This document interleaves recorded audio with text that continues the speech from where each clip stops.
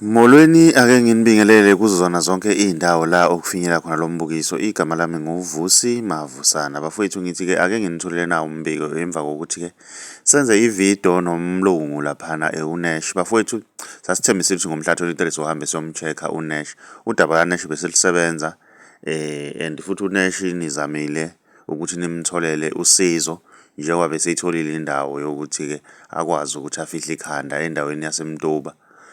Kodwa sigcine-ke lokho-ke ungasaphumeleli njengoba-ke sithe mase sifika la ngomhla ka-22 sizomcheck-a ulwandle, sathola ukuthi uNash kuthiwa sothathwe-ke ilunga lomndeni la yohlala naye njengoba kuwumuntu ogulayo ngomlenze.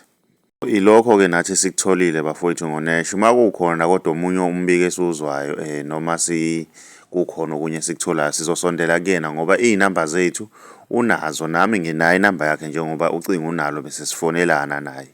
So ngiyacela ukuthi bafowethu njengoba bese ningithinta emaceleni niphinde ningithinte nalapha kuma-comment ukuthi uphi kanti u-part 2. Ngiyakujabulela lokho-ke bafowethu nokuthi ningisize nje ukuthi ngikwazi ukuthi ngisize abantu bafowethu. Niqhubeke nje nisixhase bafowethu kodwa nje nathi besifisa ukuthi-ke sinithulele udaba ngendlela e-right siphinde sifike nasesiphethweni kodwa sikwazanga-ke ukufika esiphethweni. Olunye udaba-ke bafowethu-ke udaba likamfowethu lo ovelayo la eskrinini uNtuthuko. Nalona sagcina singaluphethanga kahle bafowethu. Ngithi-ke angivele ngisandise ngikugoqa konke kodwa nje engakuthembisa-ke uNtuthuko bafowethu sisakhuluma nomndeni wakhe njengoba sahlala nomndeni wakhe ekhaya.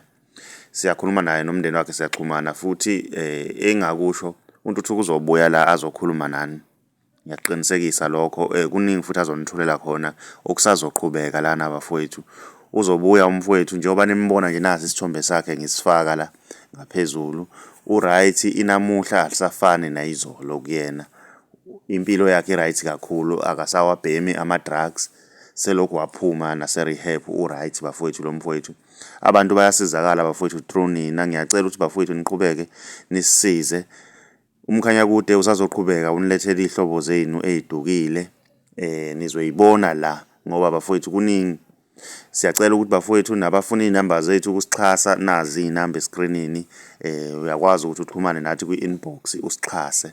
Ngizoyishiya inamba yami la ngoba abantu abaningi balokhu bekhuluma lapha ema-comment kuthiwa hayi mfowethu sizoxhasa thina kanjena kodwa beyibhale kuma-comment kugcine singakwazanga ukuthi sixhumane. Kule video ngithi angishiye inamba la bafowethu, inamba yami ka-WhatsApp le, ukuthi ningi-WhatsApp nikhulume nami ukuze sizokwazi ukuthi bafowethu sibambisane kulolu hambo ngoba khona akukho lula kunzima. Ngiyacela bafowethu ukuthi ni-subscribe kule channel, ni-share amavidiyo niphinde ni-like bafowethu ukuze sizobona ukuthi nathi umsebenzi wethu niyawuthanda. Ngiyajabula kakhulu enikwenzayo bafowethu kule channel ukuthi-ke nisilandele ngale ndlela nize nisibuze ukuthi uphi uphathi bani. Lokho-ke kwenza ukuthi-ke nathi sikhuthale ekwenzeni umsebenzi wethu ukuthi niyawulandela bafowethu. Uyeza uSeason 2 kuzothi ukushintsha kancane nje iy'nhlelo bafowethu. Siyabonga.